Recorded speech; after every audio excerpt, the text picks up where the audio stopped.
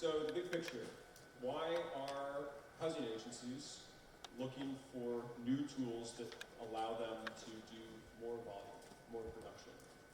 Well, as everyone I'm sure knows, most states, almost every state is oversubscribed on their 9% low-income housing tax credits. And increasingly, more and more states across the country, including Virginia, are oversubscribed on 4% and tax-exempt bonds. So what does that mean? That means that every round is increasingly competitive, and you are making trade-offs. Every project you fund is another project that you didn't fund. And so the constraint on how much volume you can do as an agency is your ability to use additional tools or additional resources outside of those congressional appropriations to allow you to do more volume. And we just heard some of the kind of numbers. This problem is being exacerbated for a number of reasons. As we heard about Virginia, about a decade ago, there were about 4% applications per year. Now there's more than 50. So more than a tenfold, an order of magnitude increase in the past 10 years in applications for these resources. And at the same time, costs are going up. Increasingly, construction costs, labor costs, land costs, all of these costs are going up. So your bonds are not going as far. And one more point on that, in a kind of timely note, as everyone saw last week, it is exceedingly unlikely that there will be a large federal expansion of low-income housing tax credits or tax-exempt bonds for the next 4 years, at least. So yet another reason to start looking at these kinds of tools that can do some volume without those resources. So what is this model? So here we have just a couple of pictures to show that this is HUD appreciates this model. HUD hosted myself and the leadership team from Montgomery County, Maryland's Housing Opportunities Commission at their Policy Development and Research Quarterly Update in March of this year to do a discussion on how this model works for housing authorities. The Housing Opportunities Commission, Montgomery County, they won the 2024 Ivory Prize in Finance Innovation this year for their work on this program. They're a little bit of a unique agency in that they are both a public housing authority with, they have a little bit of remaining Section 9 public housing. Most of it has been moved over to Section 8 through RAD, but they have a pretty large portfolio. They have $1 billion balance sheet, which is pretty big for a county agency. But they're also a local housing finance agency, so they do all their own mortgage issuance in-house. So it makes them a little bit unique in terms of their capabilities, but by no means something that other agencies can't do. So after Montgomery County created this program, which we'll get into in a little bit, that we have seen pretty rapid uptake as other agencies have learned about their mixed income tool. Atlanta, you see on the map there, Atlanta was the kind of first jurisdiction to really do a direct copy of the program. There's John here, but he's not, and I'll talk in more detail about how their program works, but we also see Chattanooga, Tennessee on the map who we've worked with to create a very similar program. Chicago, Illinois is developing a program.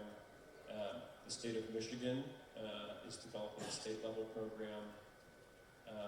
A number of communities in New York State are exploring programs, and then on the West Coast, Seattle, Bay Area, and Colorado have programs either in the works or well, at some stage of in the works, I'll put it that way. So what is this mixed income public development model? And how does it work? And what are the key ingredients? So the three pieces, and again, thinking back to the beginning, what is the point of this? The point is to get additional production and income-restricted affordable production without using low-income housing tax credits and tax-exempt bonds. And just to reiterate why we want to do that, because we're oversubscribed on those, and so we need tools outside of that to add on to what we're already doing. So the big key first ingredient is a revolving loan fund. And this revolving loan fund is something that can be a one-time appropriation. I know many people may be familiar with revolving funds, but sometimes these revolving funds make 30-year loans. And so, yes, it revolves, but everyone's retired by the time that money actually gets returned, right? The revolving loan fund in these situations is making very short 3, 4, 5-year construction loans. So that revolving piece is only going in for the construction phase of the project. Low-cost debt. So there are a number of alternatives to tax-exempt bonds that can facilitate the long-term debt for affordable and mixed-income projects.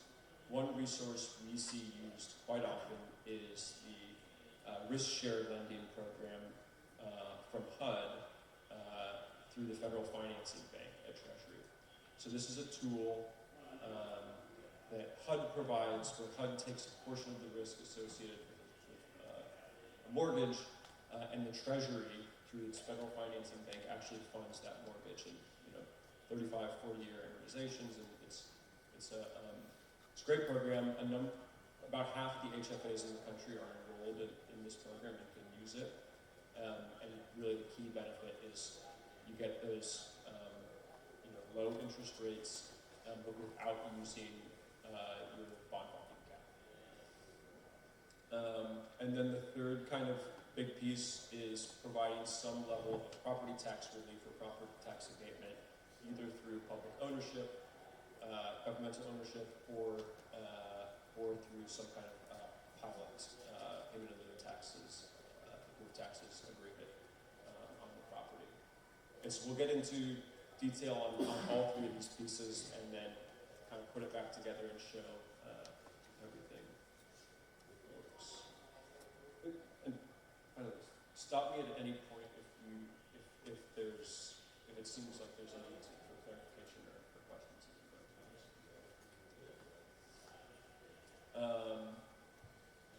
So one of the pieces that sometimes can cause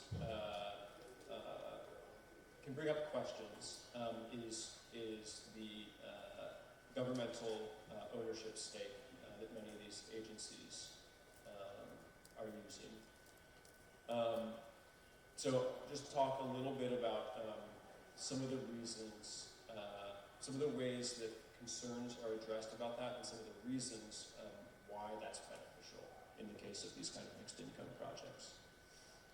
So how can it be addressed? In most cases, the agency that's doing the ownership in the programs that we're seeing it's either a housing authority whose job is owning real estate, and that's already what they do, so it's less of a concern, or it's through a subsidiary structure to further kind of move this into a kind of quasi-governmental role. This is actually what Atlanta did. So John Majors is Executive Director at Atlanta Urban Development Corporation. That entity is a wholly owned subsidiary of the Atlanta Housing Authority. So it is just it shares a board with the Atlanta Housing Authority, and it operates under them and receives the benefits they have under the law and their access to financing, but it has a separate balance sheet and separate governance. So I think I have a question for you, Paul. Yeah. Is that public ownership element required in order for this model to work? I would not say that it's required. I would say, so providing property tax relief to these properties is one of the things. It's one of the things that you can provide. If you are in a state where that property tax relief is easily able to be provided to privately owned properties, right? If all of your LIHTC properties in your state automatically get property tax relief, then, and most states are not like that, right? Whereas in most states, if it's a governmental ownership, it's not going to pay property taxes. And so you kind of automatically can get that. But in some cases, you know, if you can negotiate kind of pilot agreements, you're in a jurisdiction where that's feasible, or you're in a jurisdiction where you are able to get those abatements in some form or another, then that's another, you know, avenue to move forward. And we'll get into it, but in Montgomery County's case, you know, they're not always the 100% owner of the property, right? It's a joint venture and they have a majority stake, but the development partner has a minority stake too. But because they're a majority stake, they're able to get that tax relief. And again, on the long-term benefits, I think the difference between one of the mixed income properties that you see with these programs and a kind of typical LIHTC affordable housing property is typical LIHTC affordable housing property is running very close to the margins, and owning that asset looks a lot more like a liability than an asset. On the mixed income properties that we see being built with these programs, because there is a mixed income and market rate component, the property actually performs quite well, right? And so owning it, what owning it actually achieves is a modest to significant income stream, right? So it's a very different proposition from owning a 9% local housing tax credit property. And I'll talk a little bit. I'm going to skip over some of these things because I want to get actually to the model here, but I'll come back to some of these things and when we get into the discussion of what different jurisdictions are doing. So let's just get right into it. So what's actually going on that's allowing these agencies to build mixed income properties without any volume cap or tax credits? So there's an initial investment into the revolving loan fund, as I mentioned. So in Montgomery County's case, they created a $50 million revolving loan fund. In Atlanta's case, they did $38 million. Chattanooga did $20 million. I can give you all the numbers later on. And what they do is identify a project they want to build, and let's just say for ease of math purposes, it's a $100 million project. As an agency, you're probably able to get a 75% loan to cost mortgage from maybe this FFB risk share program or a Freddie mortgage, and then you have a 25% of your capital stack as a gap. Just to kind of compare and contrast, if you're doing this as a market rate development, what a market rate developer does in that case is they go out and find a private equity investor to fill that gap. And there's huge return that investor needs, double digits, 20% maybe. In the affordable housing space, what we do is apply for low-income housing tax credits, sell those credits, get equity proceeds, and put that equity in that 25% gap. What Montgomery County did to kind of innovate is say, well, I spent all my tax credits, and I'm out of them for this year, and I don't want to go to a private equity investor because those guys are expensive. What if I create a revolving fund to cover that 25% gap during the construction phase, just to get my project through construction? I'll loan it to my project at 5% interest, and then when the project stabilizes, I'll pull my revolving fund out and replace it with mezzanine financing or upsize my senior loan. And that way, I can get these projects through construction without going out in for tax credits and without having to get private equity. But then it seems like in that model, Paul, isn't once that conversion happens, then how are you even maintaining affordability? So I'm thinking about what's replacing that revolving loan, and then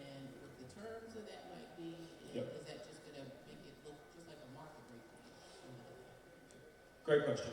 So in the case of Montgomery County and Atlanta, the affordability. So first, to answer the mezzanine, the replacement, the takeout financing question. So they're putting their revolving fund in for 20% of the stack, 5% interest, 5 years. When they stabilize the deal, they pull it out and replace that with a mezzanine loan that they are able to get from a CRA investor regional bank or a CDFI or a philanthropic investor or an impact investor, and they're able to get a 10-year interest-only loan at 8%. So like a relatively concessionary kind of mezzanine piece that goes in there. And with this stack, with property tax relief and just this short-term revolving fund investment, they're able to get about a third of the building at 50 to 60, 50 to 70% AMI. So they always do 20-50, and then in both cases, right, because that allows you to qualify for FHA mortgage insurance programs, paying 20-50, and then on top of that, another 10 to 15% at 60 to 70% AMI. And so when they do these projects, it's typically larger projects. So the first one they did was about 300 units. The net of that is that they got about 100 units at 50 to 60 AMI. That's 100 units at 50 to 60 AMI. That's roughly 1.5, maybe 2, 9% low-income housing tax credit deals worth of affordable new construction. They didn't spend $1 on low-income housing tax credits. They didn't spend $1 on taxes and bonds. So in terms of how much income restricted percentage-wise is in each individual project, it's you've heard of 80-20 deals. It's really like a 70-30 deal or a 2/3, 1/3 deal. But on the volume, as an agency, HOC has essentially doubled their annual income restricted production volumes since they began this program. So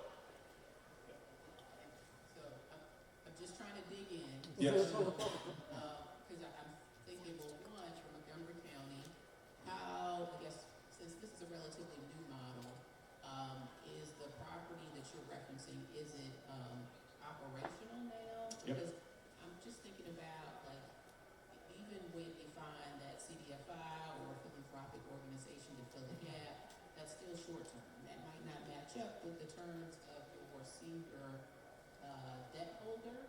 And so I'm just thinking about from the Virginia housing perspective. Sure. I would be a little bit nervous about, well, what happens after that mezzanine financing in 10 years is called?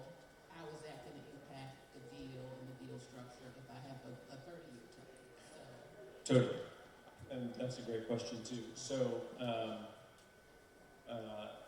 why don't I'm going to jump forward a little bit in the show to get to an answer on that for you.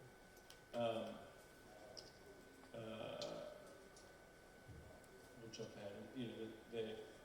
There's a construction loan and a permanent loan to make the project work. And then here's the mezzanine piece. So the investors that are coming in for the mezzanine debt on this, what is attractive about these properties to them is that they are fully leased already when that investor's coming in. So they're willing to take these much lower interest rates than you typically get on a mezzanine loan. And also the properties, the mixed income properties that Montgomery County is building are, the debt coverage is much higher than you would see in a typical 9% deal. So the underwriting standard for a debt coverage ratio for most HFAs is around 1.15. The properties that Montgomery County and Atlanta and Chicago and Chattanooga are underwriting through this fixed income program are all 1.3, 1.35. So there's significantly more room in the deal to be able to cover that mezzanine piece and cover it when it's called. And that's basically, like, that's the underwriting standard that you're holding yourself to when you go to construction is, am I going to be able to cover a permanent mezzanine piece, putting it in, and am I going to be able to cover it when it's called at year 13, 14, right? And so that's just the standard that you underwrite against, and that's one of the kind of levers that helps you determine how much affordability you can cover up front. Okay.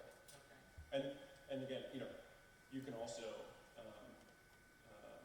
if you have if you want to refinance, when, say that mezzanine gets called and you need a little bit more room, you could always refinance at that year 15 and add some tax exempt bonds to recapitalize the property slightly, right?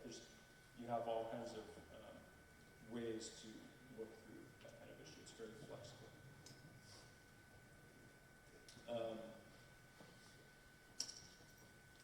So here I'm just going to talk about, so these are the revolving loan fund levels. I kind of mentioned this. So Chicago has set aside about $130 million in their revolving fund in initial investment. That was through, they had a kind of unique property tax bond package that they did last year that allowed them to set aside a pretty sizable chunk of change.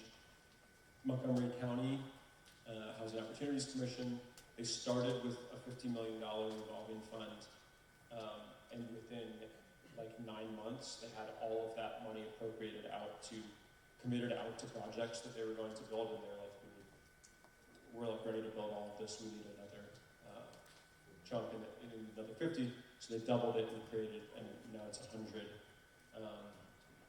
And now all of that is also committed out. They basically have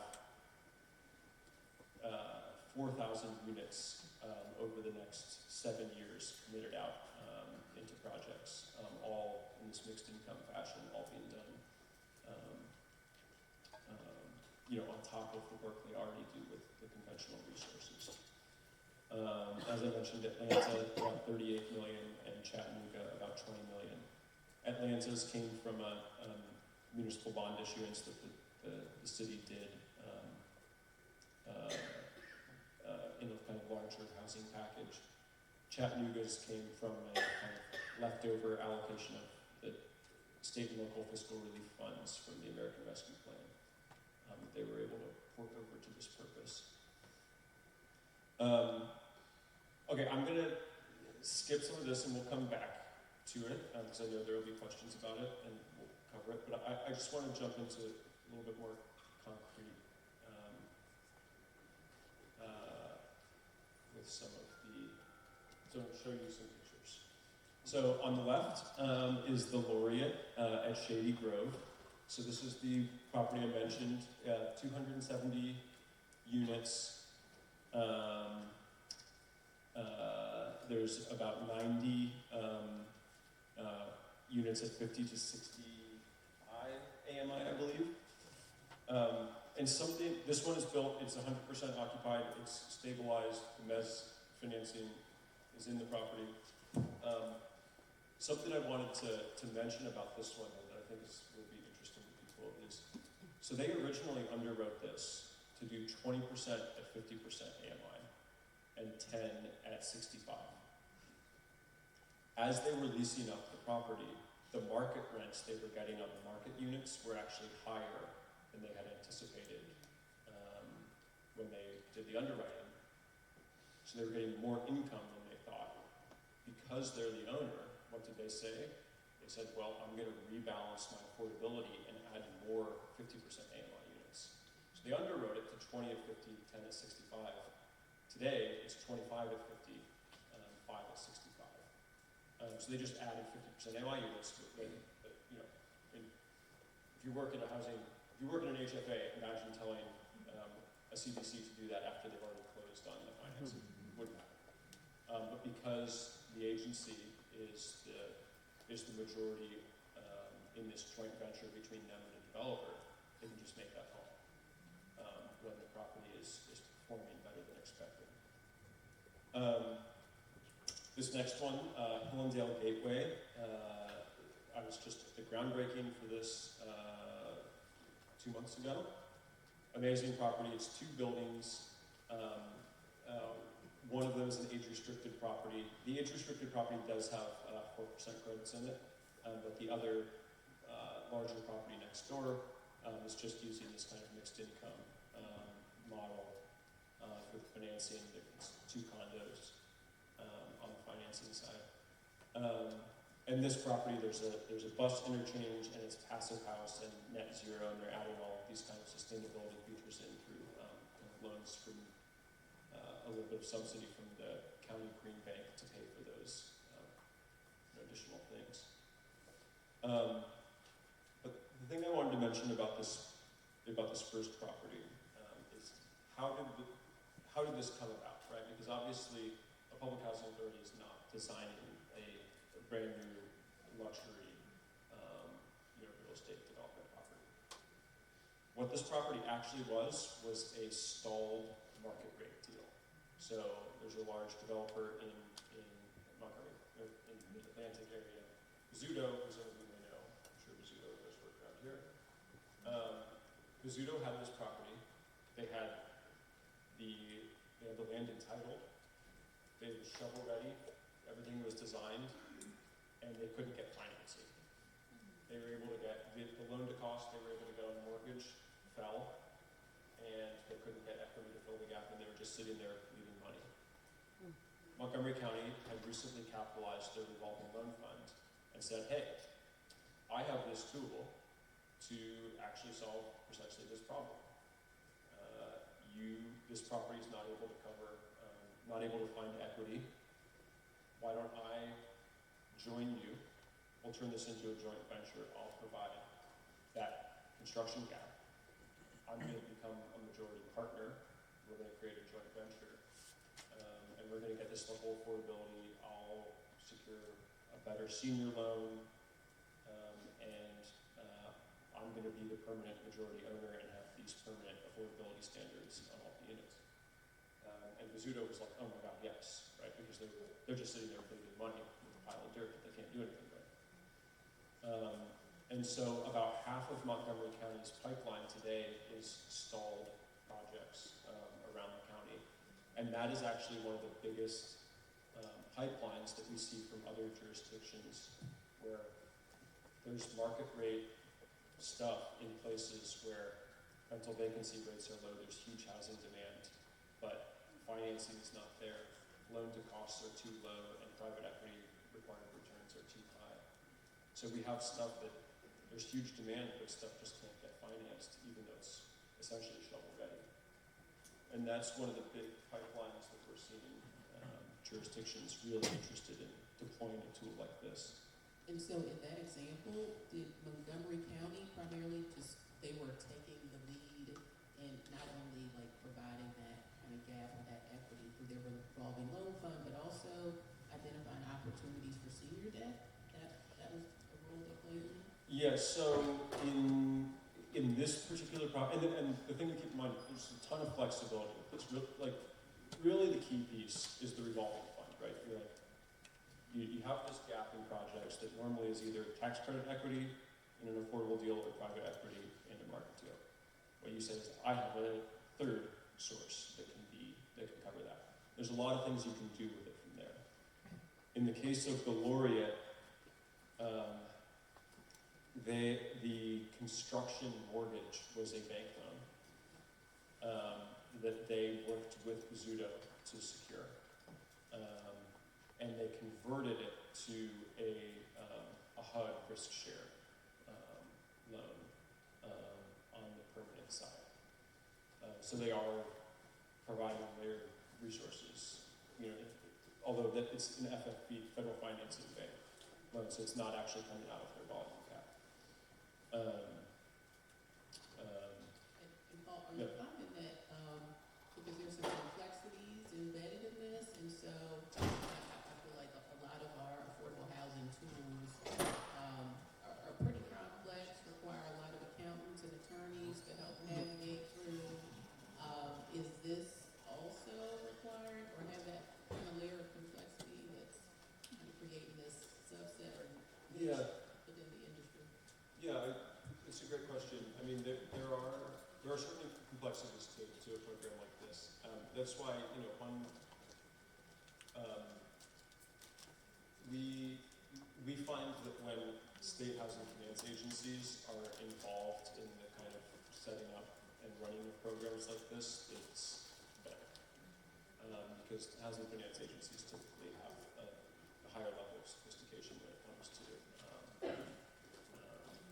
managing the financing and the transactions and asset management and things like that. And you want some of that sophistication when it comes to a tool like this.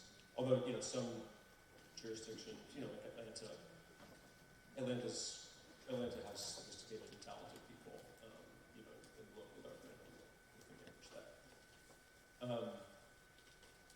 I want to jump really quickly to Atlanta to show. So Atlanta is not doing the kind of stalled private deal pipeline.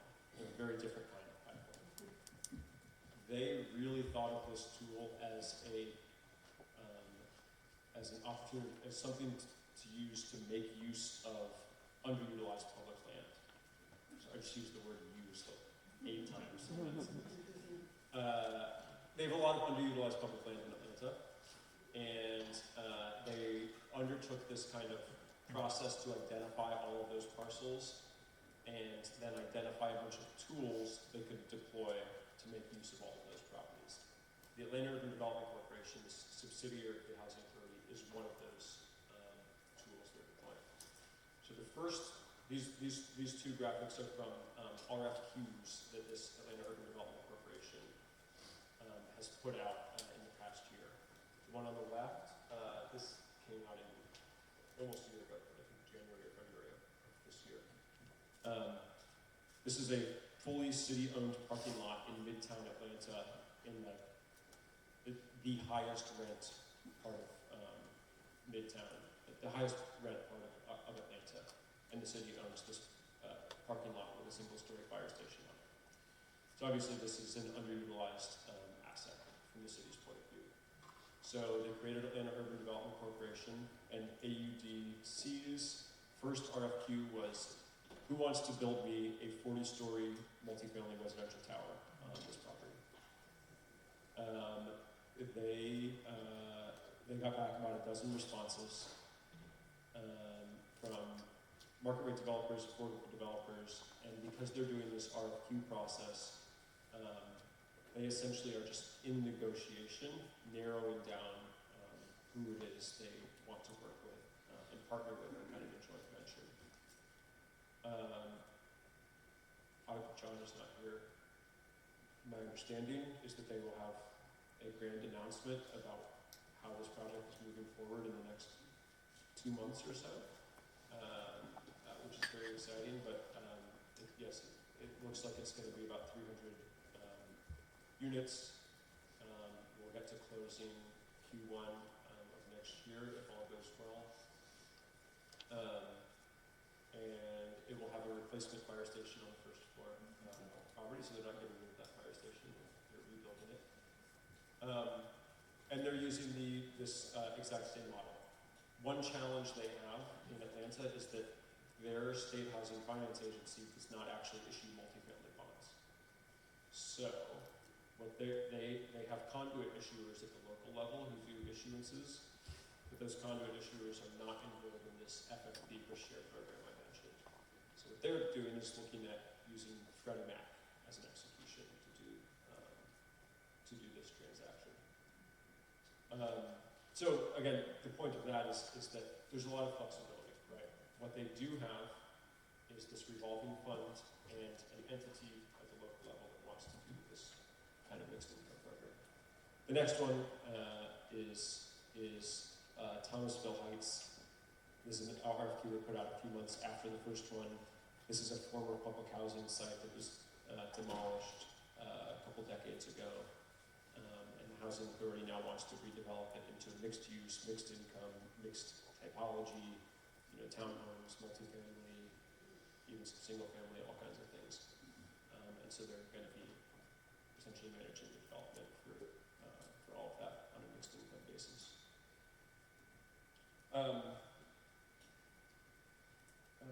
skip? Yes, okay, I want to go back to one slide here, and then I think we'll just go to conversation. So I showed you two kind of pipelines, right? There's a kind of stalled market rate project pipeline. There's a underutilized public land pipeline. And then the other thing that we're hearing from HFAs that we're talking to is that they could kind of see a LIHTC overflow pipeline here, where if you say you have enough funding to do about 10, 9% deals per round, say, but you get 40 applications. How many of those 30 that you're not funding are in an area where the market rents are decent and strong enough that they can support some affordability at mixed income, and it's a big enough project to make sense, and you could go to that developer and say, I can't give you 9% tax credits this round. Normally what I tell you is better luck next year. But what I can offer you now is, here's an off-ramp. I can get you done right now as a mixed income project. And then you'll be on my books. And then maybe 10, 15 years from now, I can refinance you and add a little bit of affordability. You know, we'll see. How many of those projects that are applying would actually work as a mixed income property, and you could just get them built that way? It's not 100% affordability, but you're adding affordability that otherwise you're not doing. And so that's the kind of third pipeline that we're starting to see emerge. Okay, that was a lot. We can go back to the financing, but I thought maybe we'll just kind of do Q&A and conversation and open it up. A couple questions. All right. All right, gentleman in the front. First, thank you. Eric Johnson from Alexander Redevelopment. I guess two questions. One, based upon the model, is there a scale threshold that you need? My back of the envelope is like, you have to have almost 200 units in order for this financing tool to work.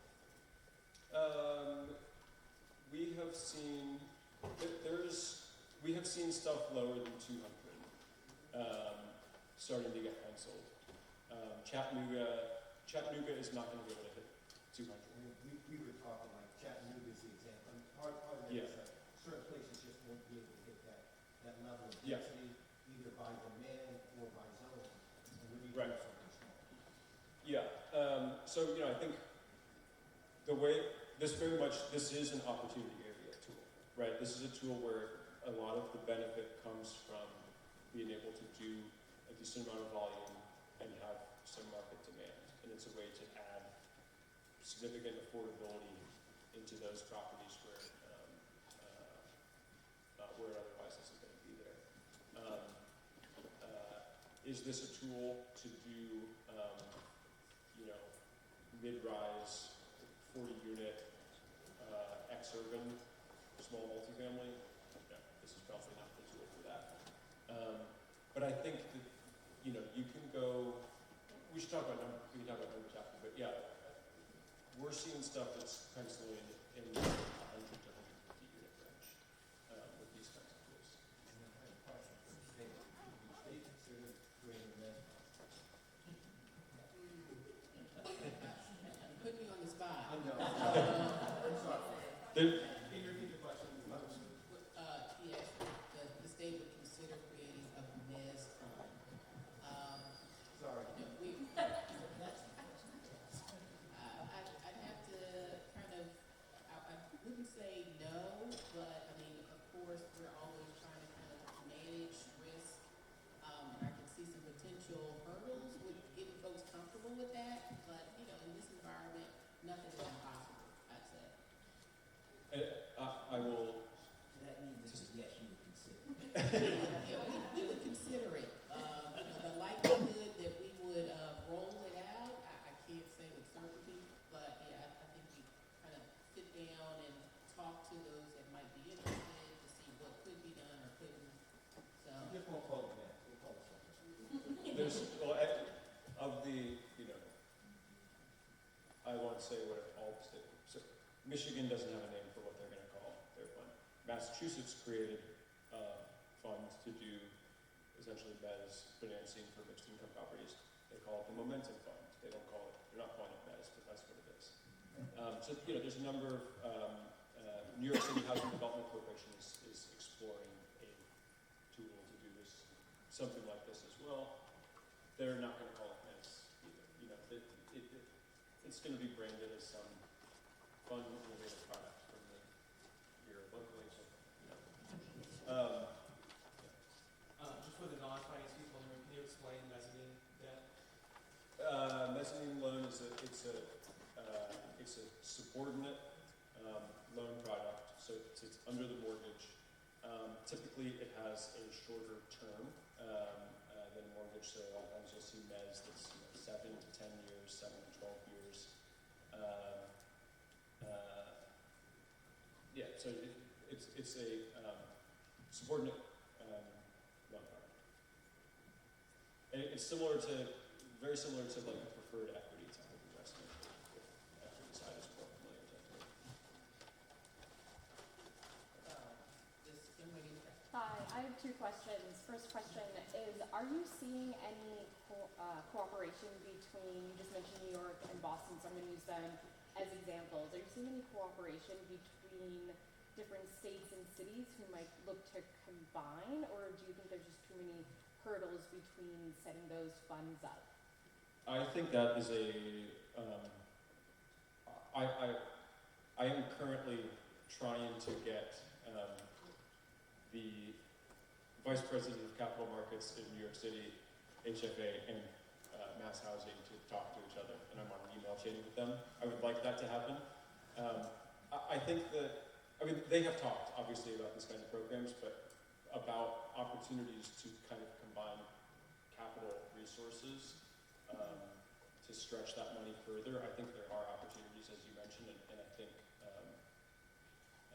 frankly, it would be quite interesting to see HFAs kind of pool resources together to do this kind of thing for regional support, to support the broader regional housing market. And just a second question, still in line with that, but maybe shifting a little bit. Are you seeing the need for any sort of insurance financial tools to sort of protect the difference between the mezzanine loan and the gap that we were just discussing previously for that? And then also adding a layer of climate on in terms of, if these projects are exposed, depending on where these projects are located, there's also potentially a climate element happening here. Are you seeing insurance as part of this conversation as well? Yeah, so Atlanta, I wish John were here. Atlanta has an interesting insurance, they have an interesting insurance program that they've come up with to help with, insurance costs have gotten particularly bad in Atlanta, everywhere, but Atlanta really in particular, and they're doing a captive insurance model with the city, or with Invest Atlanta, which is like the conduit issuer economic development corporation. And I don't know exactly how it's structured and how much it's bringing down costs for them. But yeah, we're seeing a lot of people interested in the kind of captive insurance model to help use some of that. And on insurance, I haven't seen any. The mezz has not really been an issue. Like, to give you a sense, like in Montgomery County, when they closed this,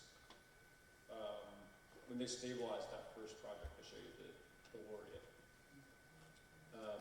they had mezz lenders pounding the door to be the mezz lender for that deal, because it was like fully stabilized, governmental owned. Like mezz lenders like that. Maybe initially think, is they're like, this property is not going anywhere. It's going to pay its bills. It has market rate component. It's already fully leased, and this is like a very low risk, fixed return investment I can make as a mezz lender. And so they're competing to be the mezz lender by offering better terms. I think in a lot of cases, in markets where you do like opportunity areas where you can provide mixed income in those opportunity areas, I think in most regions you're going to find a kind of similar environment with those investors. This is also happened in Chattanooga, where we worked with the city. The city was very worried that mezz lenders would not want to do this. we did a kind of investor breakfast, and Mez lenders were like, where do I sign up? I want to be in these deals. So I think there's more appetite for these kinds of things than we might realize, just because it's not a tool that we've had in the tool belt for very long. Yes. Jim. Thank you very much. I'm going to qualify that I'm not a banker, finance, or account person. But it seems to me you guys are approaching this from the public ownership side. And I'm trying to get my head around how do we approach it from the market side. And, especially when you're doing developments at scale, so like 500 plus units, which, I've kind of seen more of in Northern Virginia and in the DC area, there's a marginal cost to each additional unit. And maybe this question is to you, Monique, if Virginia Housing is, considering maybe lending to cover that marginal cost for those extra units that would then offset a certain number of affordable units. Does that make sense? Kind of, just so if you can just restate the question, just to make sure. Yeah, so if you're building at scale, each additional unit has a marginal cost. You're not paying the full price. And so if a public finance was able to step in and say, we'll cover the marginal cost for X amount of extra additional units, which can then be leased at market or whatever, that would offset a percentage of affordable. So in essence, the developer is getting the same thing, not sacrificing anything to create affordable housing. And it's interesting because, the one thing I haven't mentioned over the course of this discussion is the fact that, Virginia Housing does have a mixed income product that does allow us to provide, mixed income housing. So typically in that structure, 20% of the units might be or required to be affordable to households between like 80 and 150. It just kind of depends on the deal. And then the other units are unrestricted. And so, initially when we created that model, it was intended to serve as a tool to help support community revitalization and kind of spark that within, disinvested communities. And so, I see there's some kind of parallels, but some differences between this model we're talking about and what it is that we created. But I think what we created was to try and get to a part of what it is that you're mentioning, and just try to figure out, how we can kind of incorporate an affordable component into these deals, because oftentimes the movie deals, well, some of them are, or these mixed use or mixed income deals, are smaller, kind of neighborhood scale deals, but we've increasingly seen really large deals similar to the ones that you're talking about, particularly across Richmond and some of the communities that, have started to experience a lot of revitalization, a couple hundred units.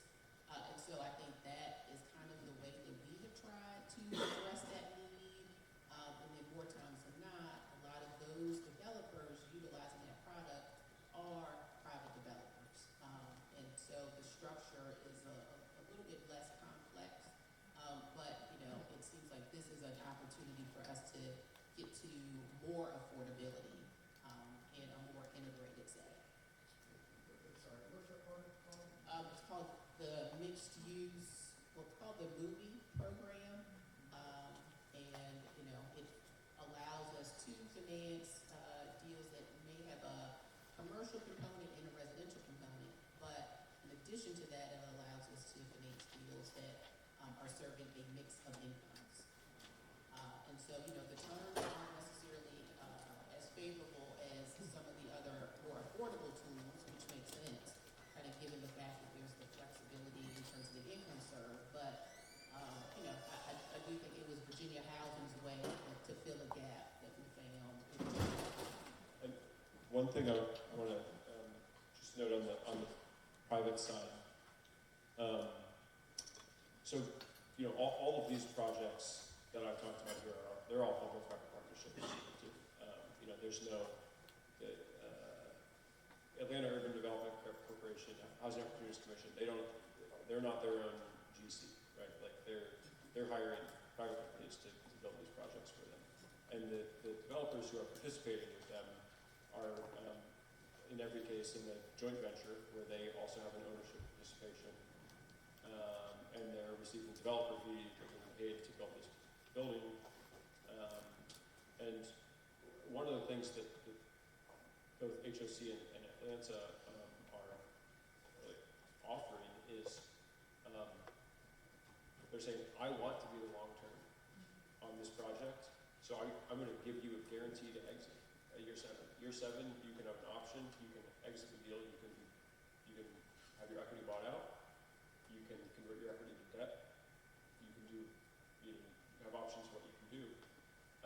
And the developers that they're working with are thrilled to have that opportunity, right? Because that's one of the challenges is the risk of your exit opportunity if you're in a project for 7 years, 10 years. So say that again, so there's a 7-year put with a 7-year put. In the Laureate, the first Montgomery County deal has a 7-year put. Not, I mean, you can do whatever you want, right? But in the Laureate, what they did is, because this was the first one, they were saving this Pizzuto deal, they gave Pizzuto a 7-year put. And who's the guarantor? Does Pizzuto's guarantees go away in 7 years too? HOC. Guarantee for construction completion. I mean, construction's already done. Construction is at 4 years.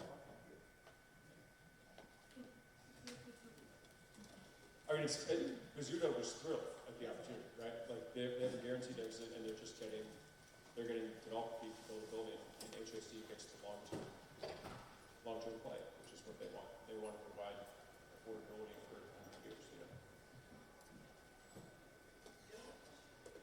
Yes. Can we get a copy of the slide? Yes. Yes. Jonathan will do that. Any other questions? Yes. So, I think one of the challenges of affordable housing projects, but like our pointers, right, is not only just the initial challenge being oversubscribed, but also when the subsidies end, right, and kind of making sure that they keep track of, the limits on all of these properties and how they're going to maybe either refinance it so that they can continue to provide affordable subsidies or whatever. And so in this model, I'm wondering, are the loans or how long is the affordability limits and how are they planning to sort of continue those in perpetuity? So the answer to this is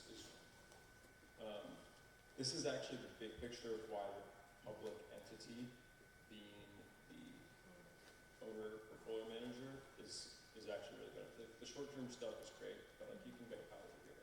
The long-term stuff is actually where there's a ton of value.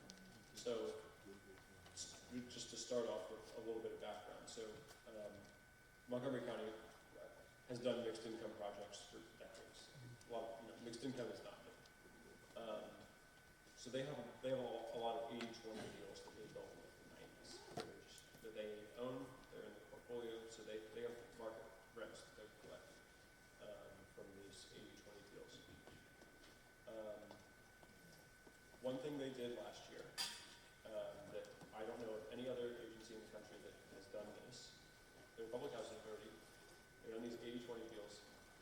The mortgage on one of these properties had been paid off for like 26 years, and there's just a ton of equity built up in that time that they have not taken out.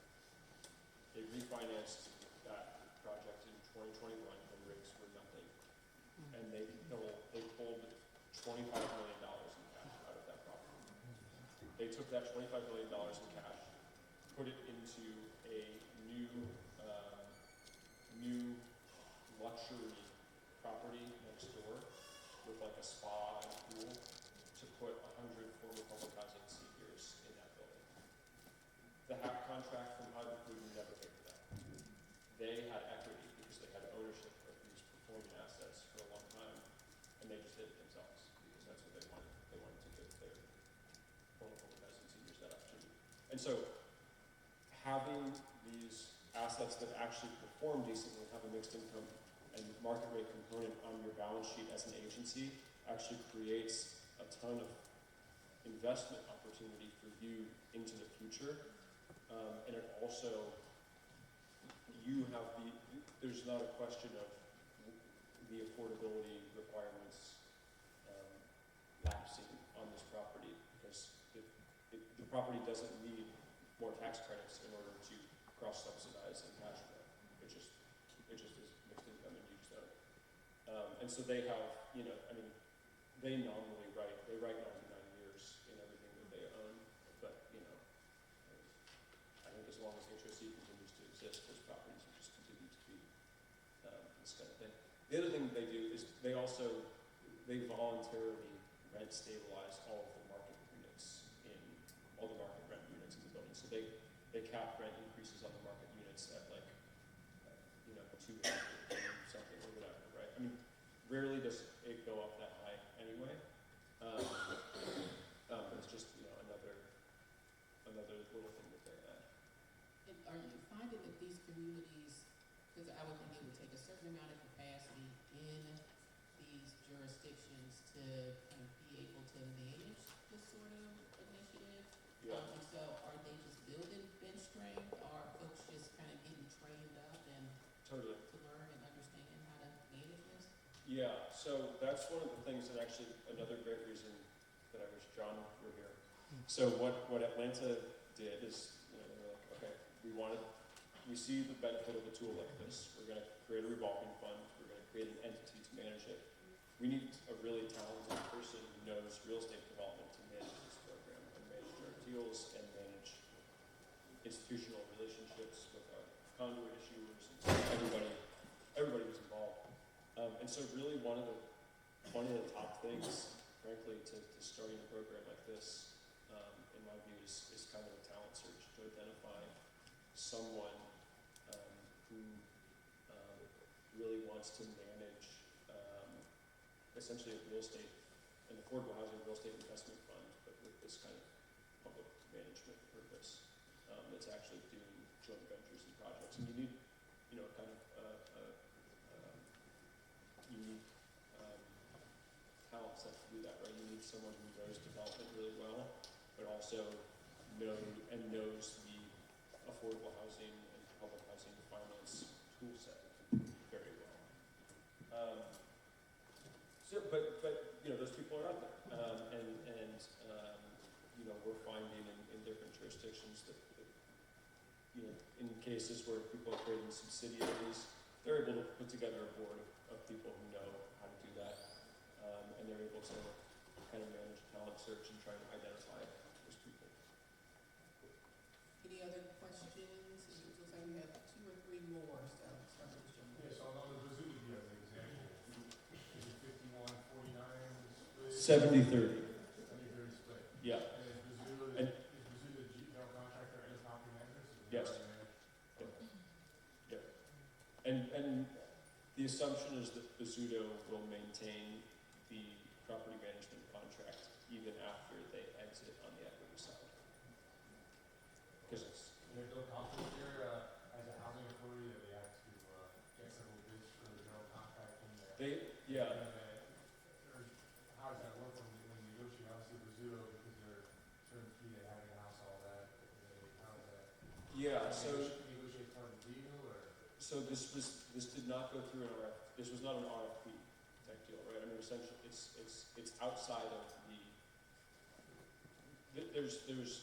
there are no dollars in the deal that trigger any of those procurement rules, right? Like this, they have their own investment fund that they just have internally, this revolving loan fund, and that's the money they're putting in. And so it's just purely negotiation basis. And that's why Atlanta Urban Development, they're doing this RFQ process, right? Again, they don't want to do bids and procurement the traditional way. They want to do this RFQ where they can essentially receive qualified applicants and move into negotiation that way.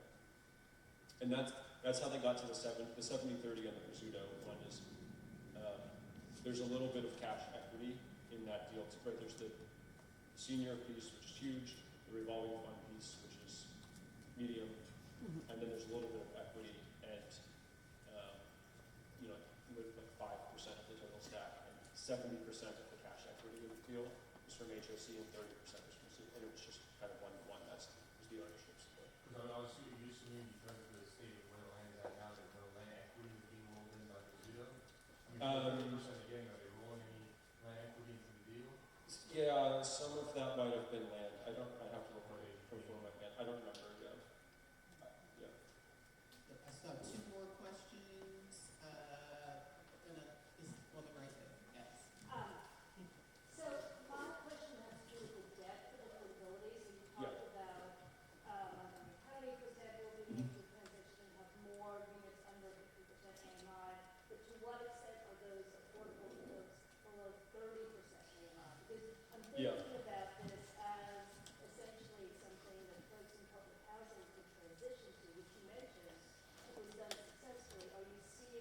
Yeah. depth of affordability with that additional subsidies? Getting 30% AMI units without subsidy is not possible in our world, unfortunately. But yes, there are a number of different ways that agencies that we're working with are exploring layering certain tools to add that 30% AMI level that we're building into projects like this. And typically it is housing authorities who are looking at that kind of thing. So, Faircloth to Rad, which actually just got rebranded yesterday as, did anyone see this?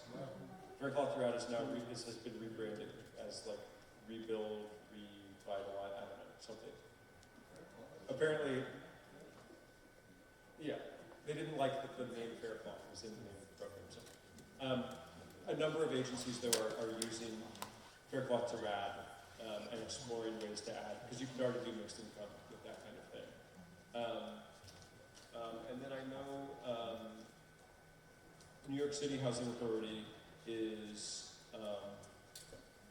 they're doing some kind of interesting redevelopment projects that are in the works,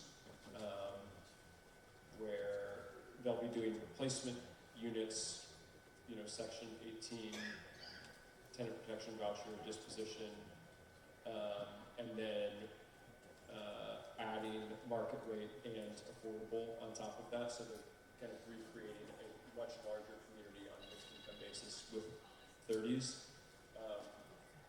But yeah, I mean, you need subsidy. I mean, you could do this same capital stack and do 30% AMI units, you would just only get 10% of the units would be affordable, and it wouldn't be the same.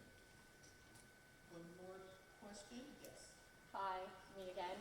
I just wanted to ask, I know you said that this model is new, but curious to understand how long it's how long has it been being discussed before it started being implemented? Is this something that's been in discussion for 10 years?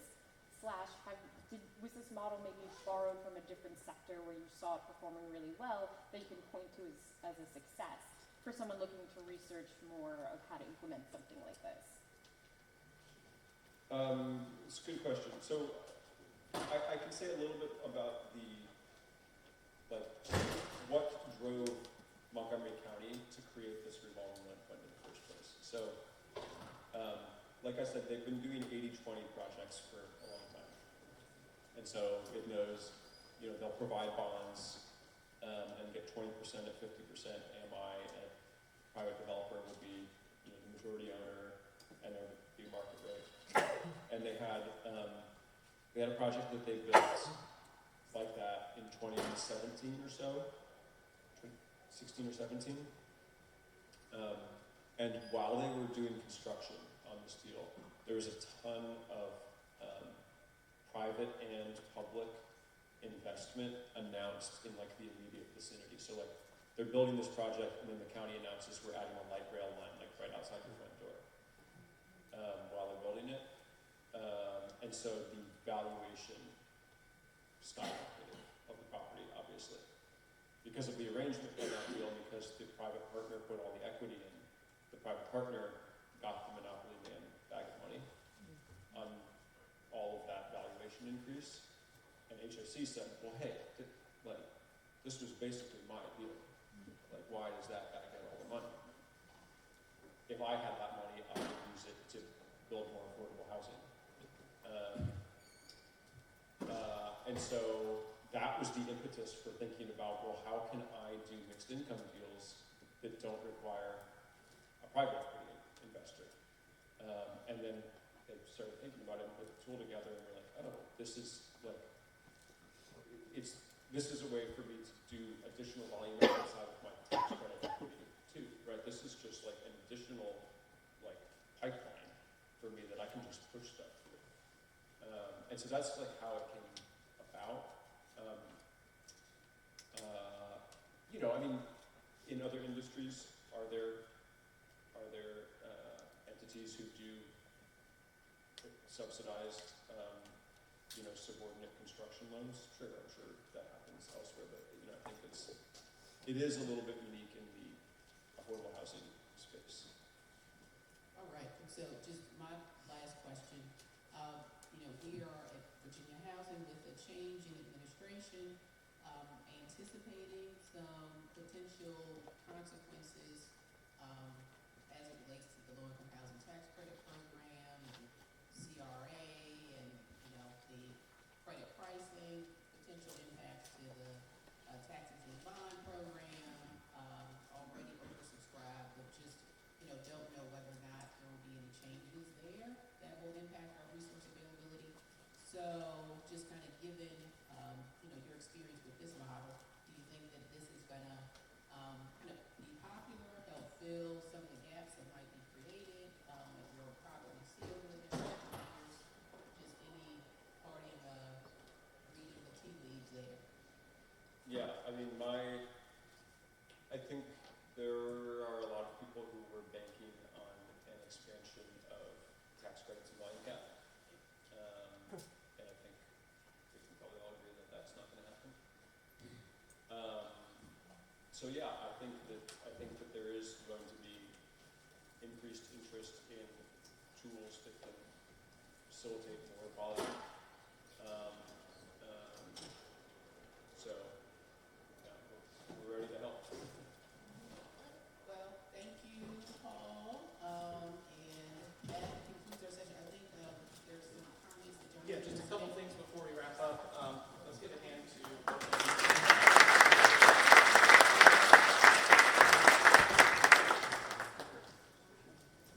I want to plug two things, actually three things, but only one of them is for me. So before you take off, please scan the QR code and take a 5-question multi-choice survey. It takes less time than sending a text. It helps us get more funding to tell funders what we're up to and what the reactions are from folks. It can help prioritize the issues that you want to hear more about, whether it's lists or anything else. And it helps us figure out what sort of formats and places make the most sense to have these conversations. So we really value that input. So you can scan the QR code or the bit.ly/2024 HFE GHC link. And if you put your email in there, that way you can guarantee that you get the slides from today. But I also know that there's lots of resources on your site. Also, what is the website for CPD? Publicenterprise.org. There you go. And VirginiaHousing.org. Yes. And then, thank you. Two last things. If you're interested in learning more about this or don't feel like you got your fix on the public development model, first is Pam Kessner still here. Pam, do you want to say a few words about your session that you've organized tomorrow? Sure, Jonathan. Thanks so much. Hi, everyone. I'm Pam Kessner. I work for the Global Policy Leadership Academy. We're based in San Diego, California, and our firm has been focused on this mixed income approach, specifically social housing, as a solution to some of the challenges that communities are facing around housing, not only affordable housing, but housing for all. We have a session tomorrow at 1:30 in this room. Our speaker is our CEO of our firm, as well as from Atlanta, Matt Bedsold. He is director of the Housing Innovation Lab with the City of Atlanta and the Mayor's Office, so he may be able to answer additional questions about Atlanta. I can vouch for Matt. Fantastic guest. Great, Come- great. He'll tell you the dirty details of how they stood up ABDC. Wonderful, wonderful. And also we want to share a field study that we've had in place for nearly 3 years now in Vienna, Austria. We send delegations of folks to Vienna for a week to intensely study their model, which obviously can't be lifted in Vienna and plopped here in Virginia, but a lot of the key components can and do translate. And we have a field study coming up in April, and I'm working to pull together a delegation from Virginia to go to Vienna. So you'll learn more, hear more about that tomorrow. Again, it's 1:30 in this room. So Thanks, thanks, Pam. Jonathan. And then finally, Christy Mira, you are organizing folks to do some of this work in Virginia. You want to talk about your coalition? Yes, thank you. I'm Christy Mara with the Virginia Poverty Law Center, and last spring, I think, we pulled a small group together. We're calling it the Virginia Coalition to Establish Social Housing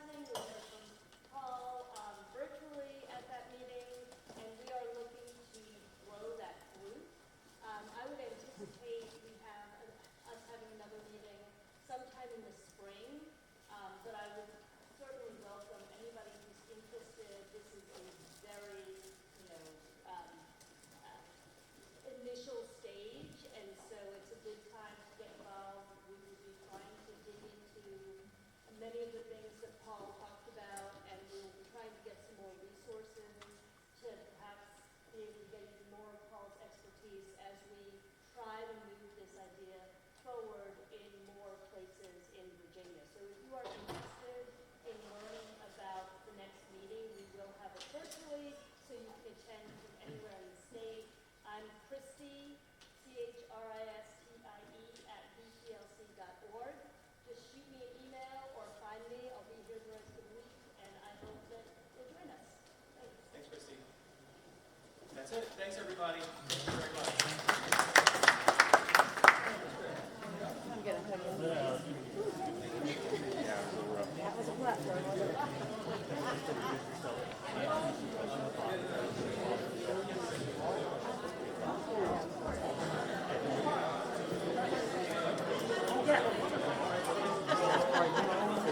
Yes, it does.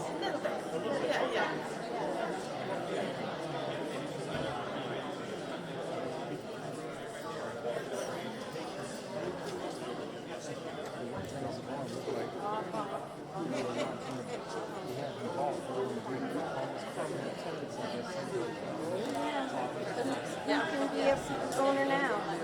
Very hard.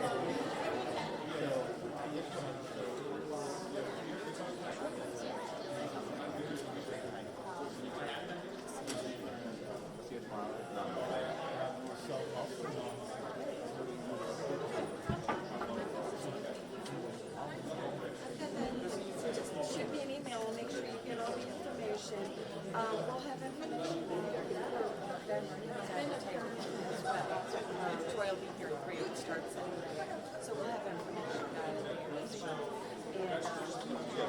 And I've got a session, I'm right after here, so just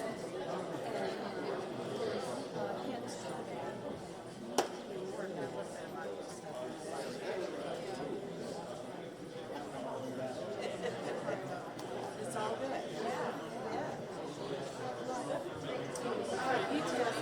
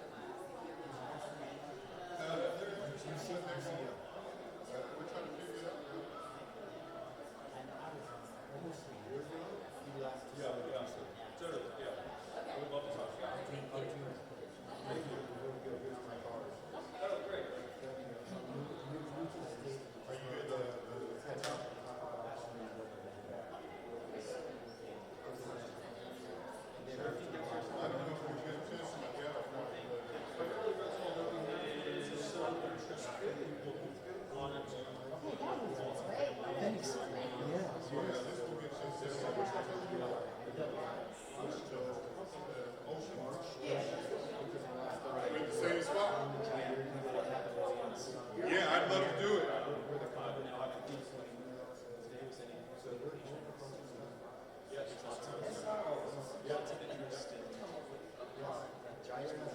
Great meeting, thank you. I mean, I think this thing about cirrhosis that works fine for this kind of thing, just the revenues for the time. Right, so this is the biggest problem. Yeah. I think we did, I'm in New York, and we're all over the country, so I got 3 people in Washington, D.C.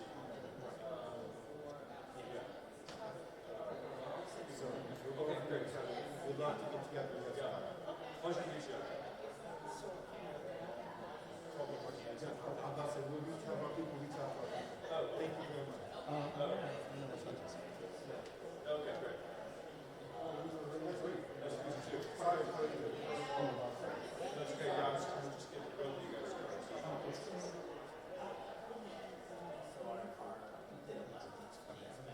Sure. Trying to get my head around it. Yes. Yeah.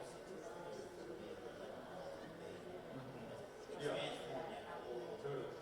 Yeah.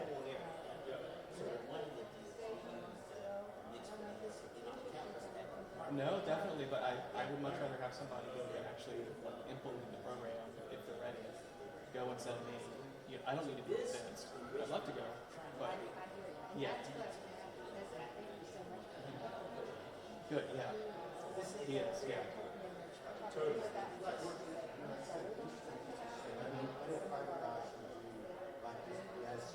That was going to be my last question. I felt like we had more time. Just like all of the money that you showed in the graph, in legislation that was required, that was all done by elected officials. How did you get them on board with this? Once we learn it, Because I think that's the elephant in the room. All right. I mean, it's Government of Maryland is one, basically what they did is but they created anyway, a favoritism. even with this doing, it's It's like, That's what I was saying. right. Right. And if you're an engineer, Exactly. if you're an engineer that has results in that election. you can figure out how to make sure this is not Allocates. Okay, we need to step up ourselves on campus. I heard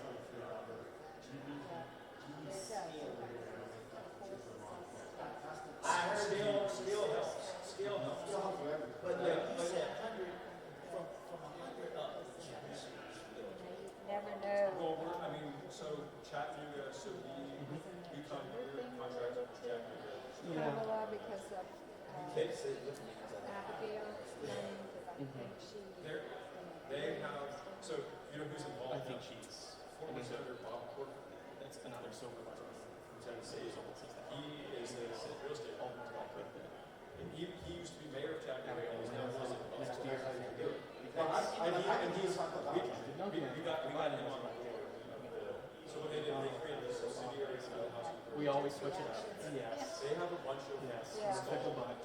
They've got a couple like stalled 200, 300 close to Chattanooga. So they're like, oh, I should buy this. that makes sense.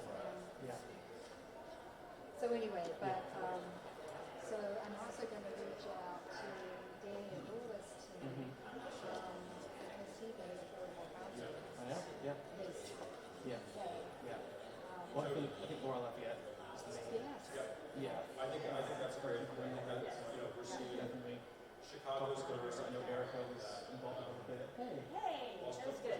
Thank you. That's really good. Good job. This You is know, one that well, you all know Janae, I don't know right? if we met in person yet. Yeah, right. Yeah. Yeah, met today virtually during COVID. Oh, yeah. Okay. I did do a lot of that. So I can't come to your session tomorrow because I have to run a task force meeting virtually. So. Well, this is what I wanted to talk with you. Yes, but Because I can heard- we find time to talk? Yeah, here we are in Virginia Beach, Yeah. and we both live in Richmond. I know, it's all right. It's the only time we manage to get together. Yeah. I would love to, you're here till Friday? Yes, that's my plan. Okay. should be, I'm leaving first thing Friday. Let's, just, do you have any next thing to? Yeah, the only thing is, or I can get it.